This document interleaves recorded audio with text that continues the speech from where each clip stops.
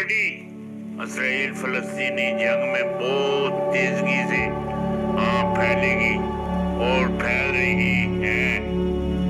पाकिस्तान, भारत, चीन और रूस, यूक्रेनियन में भी जंग के खतरात और मामलात बढ़ गए। नाज़रीन गिरामी, ये थे पीर पंजारा सरकार। इनकी काफ़ी पेशन गोइयाँ सच साबित होती आई हैं। उन्होंने पेशन गोई की है कि अब इसराइल और फ़लस्तीन के बाद वर्ल्ड वार 3 होने जा रही है, और सिमसन कार्टून ने भी इसी जंग के बारे में दिखाया और उन्होंने कहा कि 2024 में वर्ल्ड वार 3 के बादल उफक पर नजर आ रहे हैं।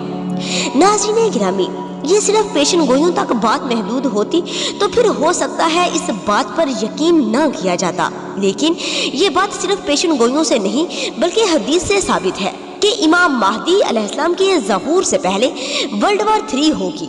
इस जंग के नतीजे में हर तरफ तबाही फैलेगी, इस कदर तबाही फैलेगी कि लोग जिंदा रहने पर मौत को तरजीह देंगे।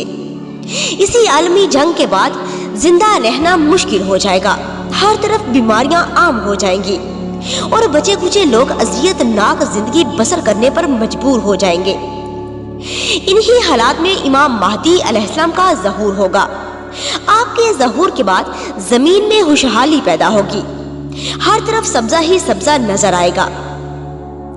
तबाहशुदा जमीन ऐसे नजर आएगी जैसे जन्नत नजीर वादी हो।